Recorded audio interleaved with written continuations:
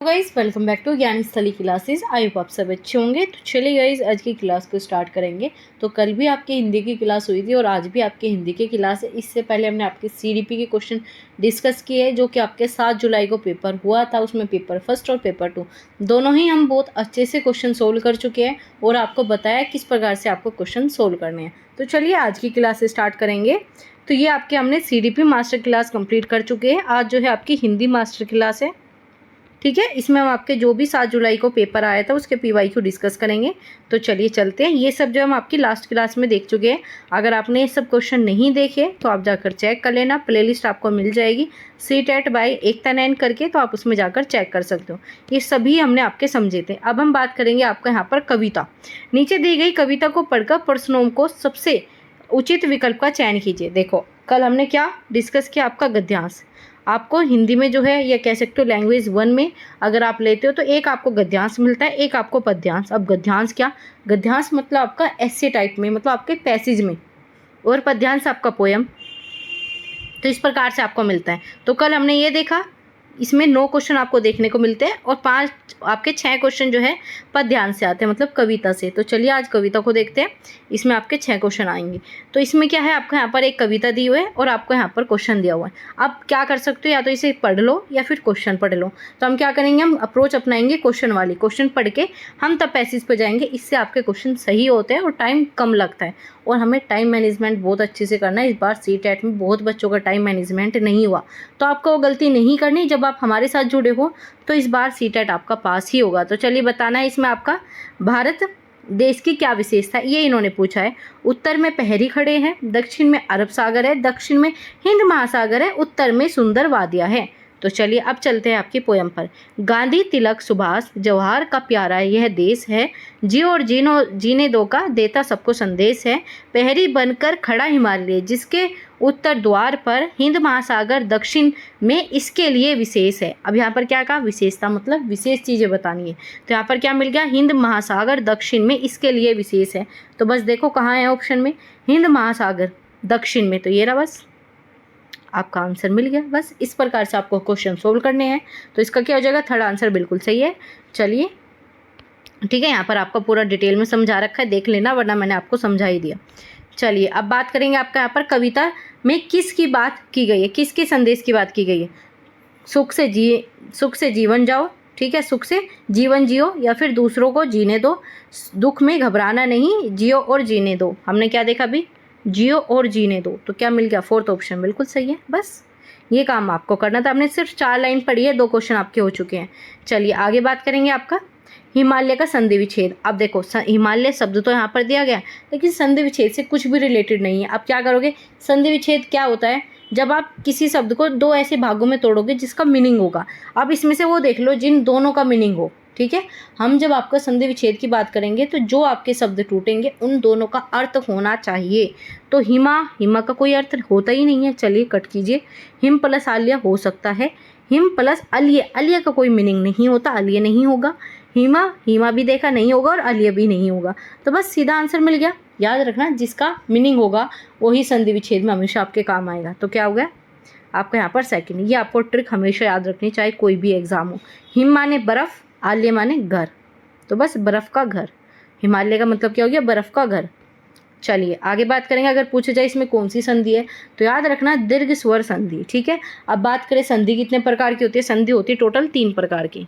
कितने प्रकार की, 3। एक है आपका स्वर संधि, फिर दूसरा है आपका व्यंजन, और आपका जो तीसरी है, बताइए फटाफट क्या है, विसर्ग संधि, ठीक है। क्या है आपका, विसर्ग संधि। ये आपकी यहाँ पर दी गई है।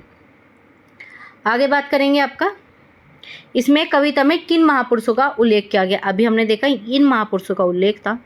देखते हैं गांधी। चलिए देखो इसमें है क्या, हाँ बिल्कुल मिल गया। तिलक इसमें है, नहीं है। सुभाष नहीं है। आपका जवाहरलाल नेहरू, वो भी नहीं है। तो इसमें ये हो गए नहीं, बस सीधा एक आंसर है। एक ही ढूंढना था आपको। ये देता इनमें से कौन सा नहीं है, तो इनमें से 3 उठा लेता और एक आपको अलग देता, तो बस आपको वो निकालना था। तो किस इन कविता में जो है किसका उल्लेख किया गया, आपका महात्मा गांधी। चलिए आगे बात करेंगे।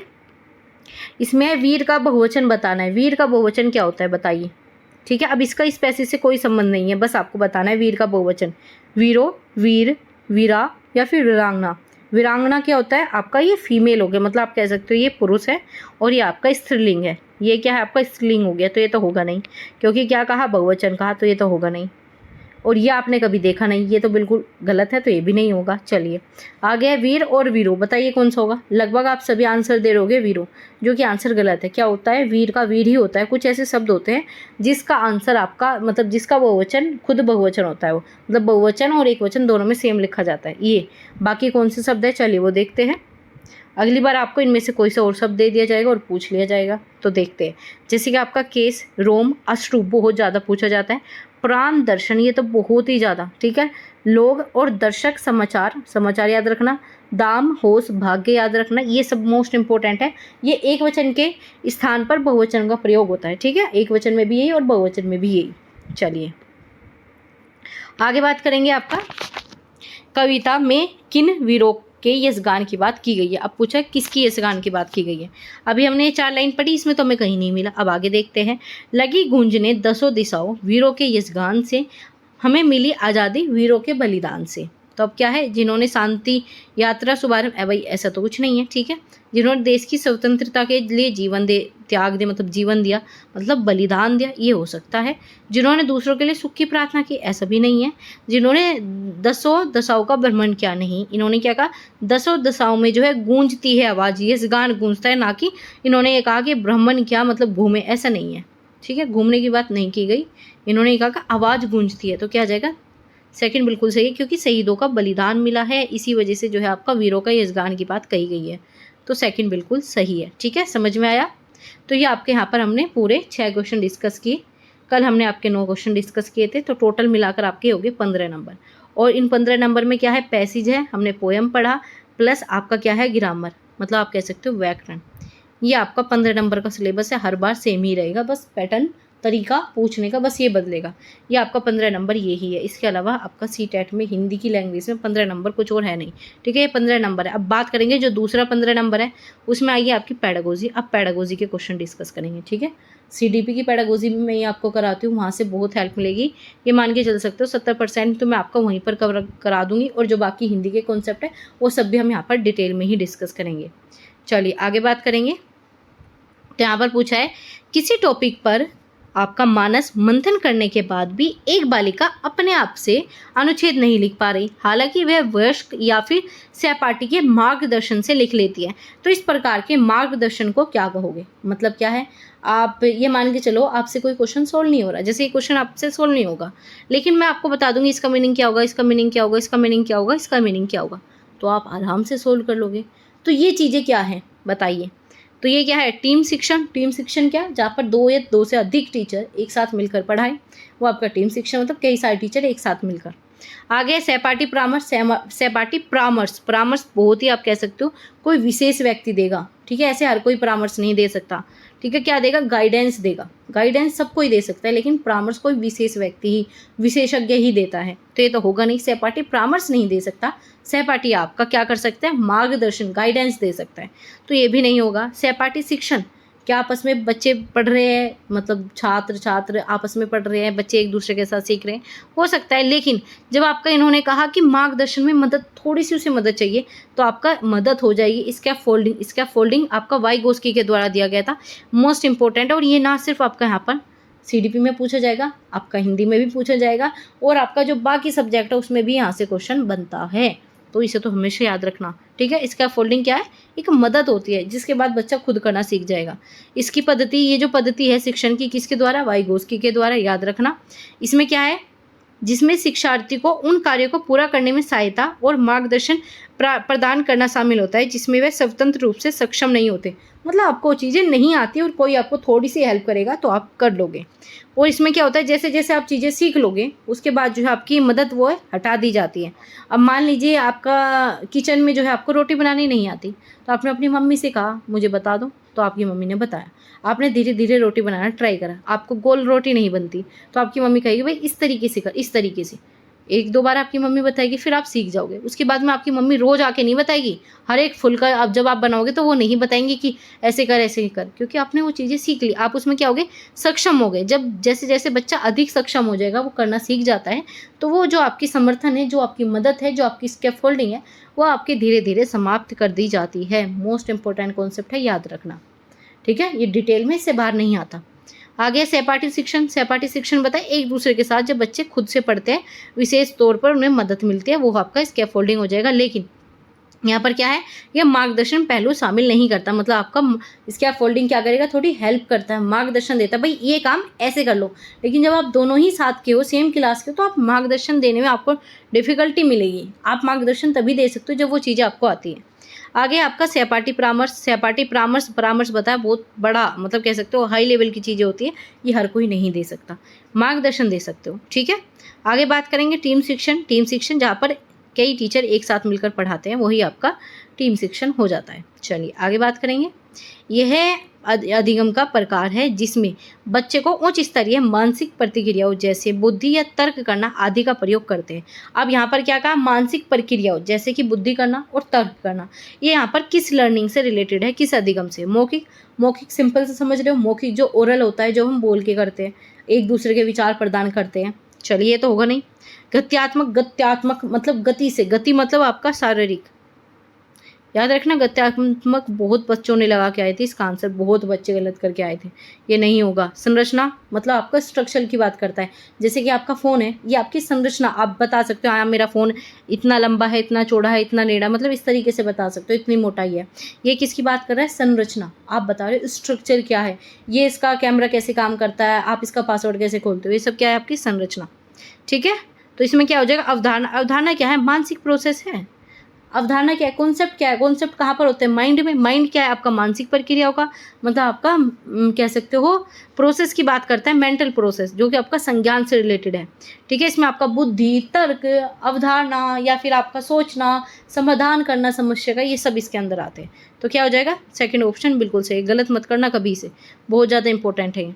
अवधारणा अधिगम एक प्रकार का अधिगम है जिसमें बुद्धि, तर्क करना, समस्या समाधान जैसी उच्च क्रम की मानसिक प्रक्रिया, मतलब मानसिक प्रक्रिया हो रही है तो आपकी उच्च स्तर की होती है। जब आप मेंटल प्रोसेस की बात करते हो, आप संज्ञान की बात करते हो, किसका है, कोग्निटिव संज्ञान, मतलब आपकी अवधारणा की बात करते हैं।